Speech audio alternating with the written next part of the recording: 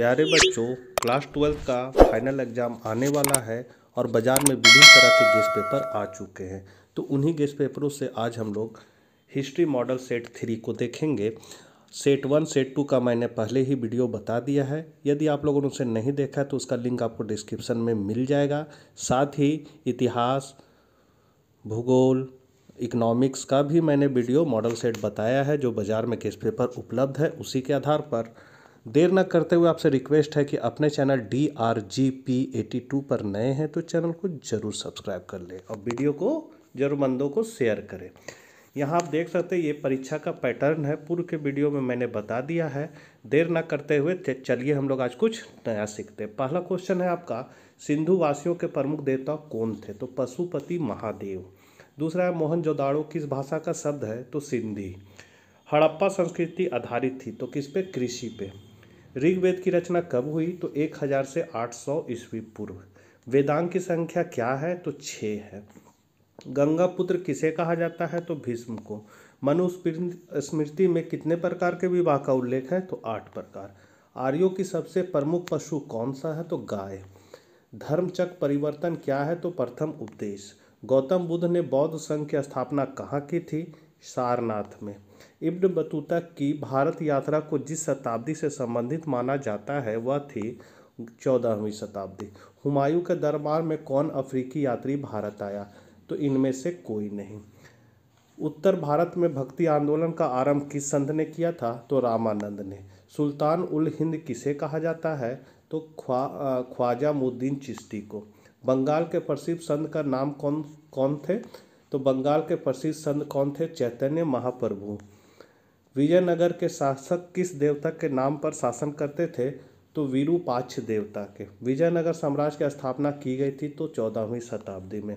अबुल फजल की जीवनी आईने अकबरी के किस भाग में वर्णित है? तो पंचम भाग।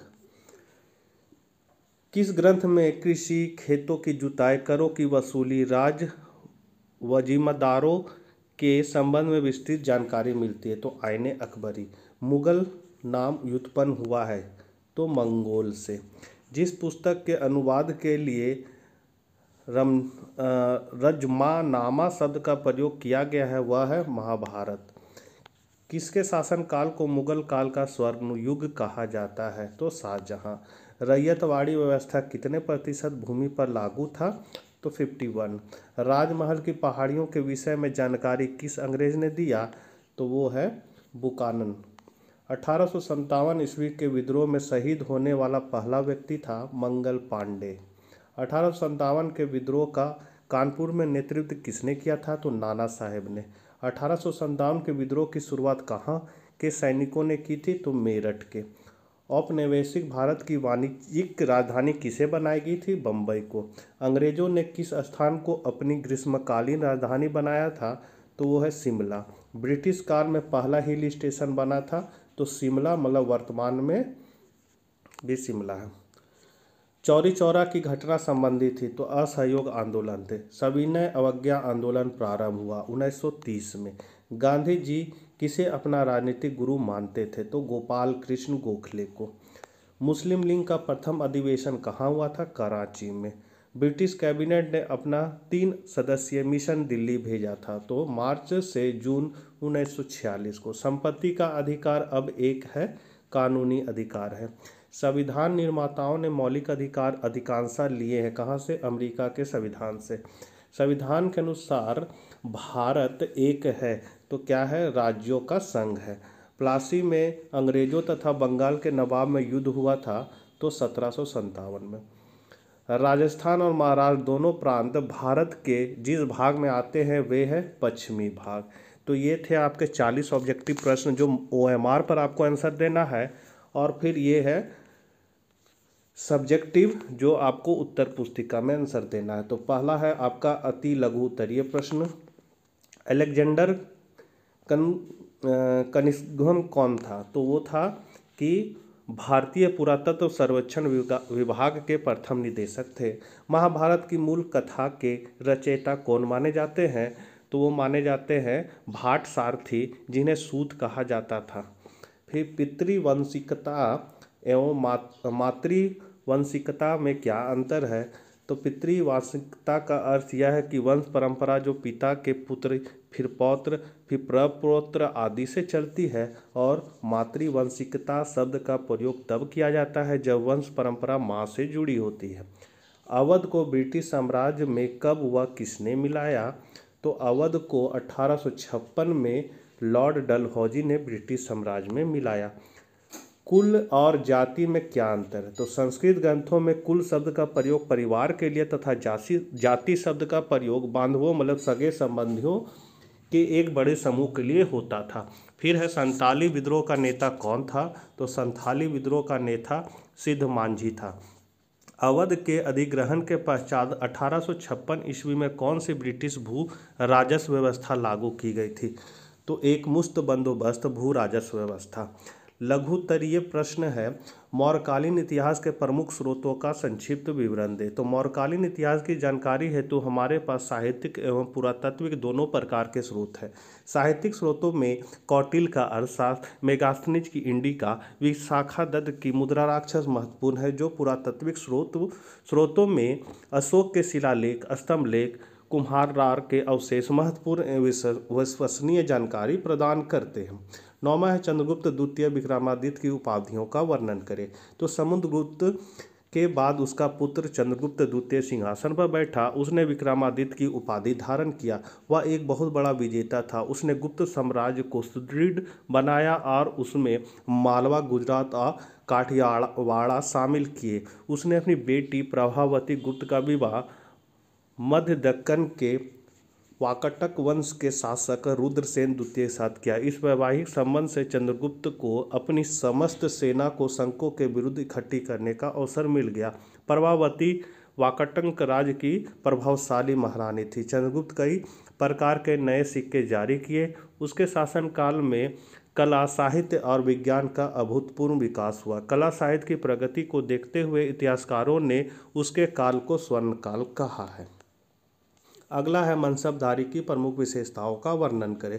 तो मनसबदार का मतलब है स्थान या पद। अकबर एक सुदृढ़, सशक्त और कुशल सेना की आवश्यकता से भली भांति परिचित था। वह अपनी कर्मचारी वर्ग में कार्यकुशलता और अनुशासन को सुनिश्चित करना चाहता था। उसने अपने साम्राज्य में सैनिक तथा असैनिक ढांचे को एक नए ढंग से संगठित किया, जिसको मनसबदारी प्रणाली कहा जाता है। मुगल शासन व्यवस्था में मनसब सरकारी अधिकारियों का एक पद था, जो अधिकारी वर्ग में उसका दर्जा, उसका वेतन और दरबार में उसका स्थान निश्चित करता था। यह उस अधिकारी द्वारा रखे हुए सैनिकों, हाथियों, घुड़सवारों, छकड़ों आदि के संख्या के बारे में भी जानकारी देता था। यह याद रखना चाहिए कि मनसब किसी विशेष पद का प्रतीक नहीं था। कई बार वैद्यों, चित्रकारों एवं विद्वानों आदि को भी मनसब प्रदान किए जाते थे, जो सिर्फ उनकी आय के साधन मात्र थे।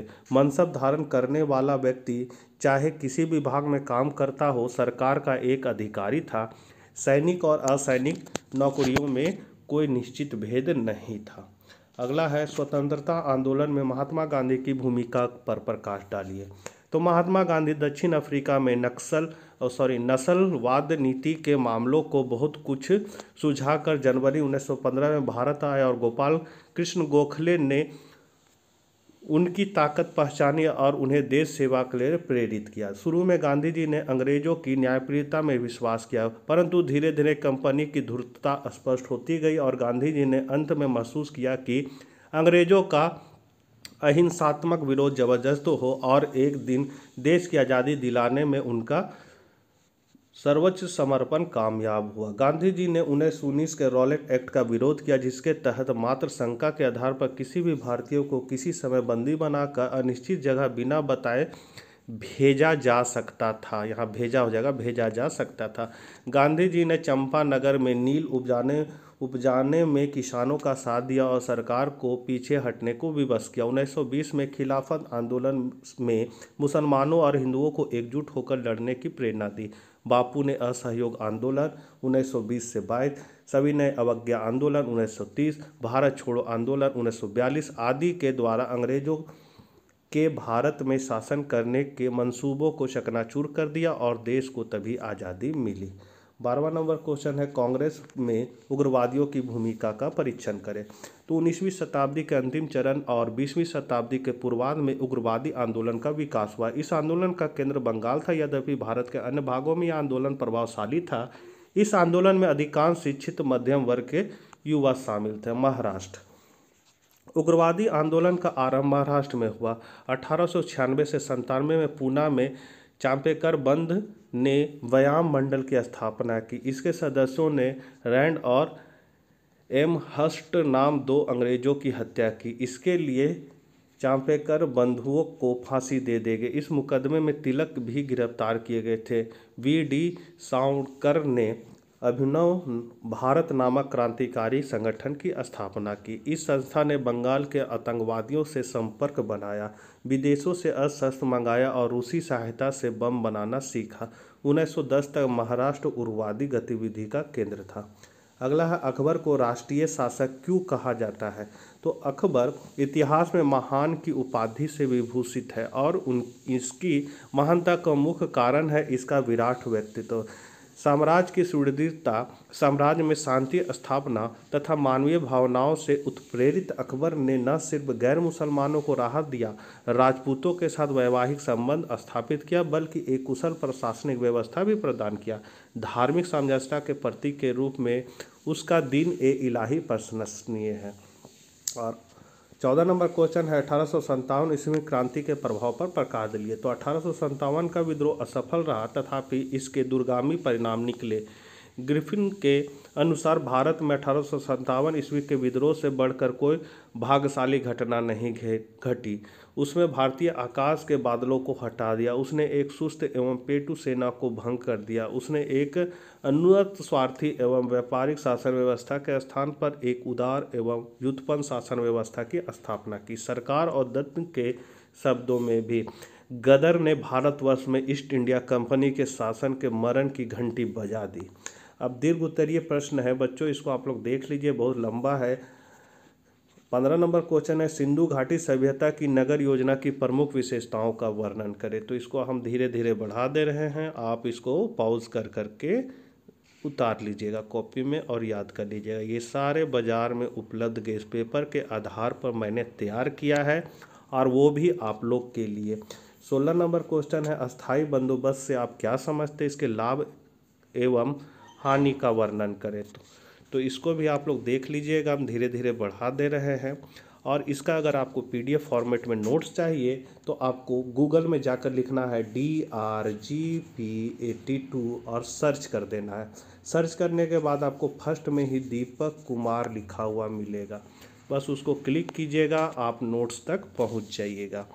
17 नंबर क्वेश्चन है आपका विजयनगर साम्राज्य की उपलब्धियों की जानकारी दे। तो ये सारे इम्पोर्टेंट क्वेश्चन हैं जो आपके एग्ज़ाम में आ सकते हैं, इसको बढ़िया से पढ़ लेना है। 18 नंबर क्वेश्चन है 1857 के विद्रोह के परिणामों की विवेचना करें, क्या यह भारत में राष्ट्रवाद के उदय के लिए उत्तरदायी था। बहुत जल्द जैक भी अपना मॉडल प्रश्न पत्र जारी कर देगा और वो जैक के साइट पर उपलब्ध रहेगा, वहाँ से आप लोग देख सकते हैं और एक एक करके हम उसको सॉल्व करके आपको इसी चैनल पर उपलब्ध करा देंगे ताकि आपको ज़्यादा परेशानी ना हो। और लास्ट क्वेश्चन है 19 गांधी जी के जीवन एवं कार्यों का संक्षिप्त विवरण दे। तो ये सारे इम्पोर्टेंट क्वेश्चन हैं और जब भी जैक द्वारा जारी किया जाएगा मॉडल प्रश्न पत्र तो उस पर भी हम लोग चर्चा करेंगे और उसके जल्दी से जल्दी मैं आंसर बनाकर आपको इसी चैनल पर उपलब्ध करा दूंगा। तो चैनल को सब्सक्राइब कर ले और वीडियो को ज़्यादा से ज़्यादा शेयर करें। मिलते हैं अगले वीडियो के साथ, तब तक ले आज्ञा दीजिए, बाय बाय।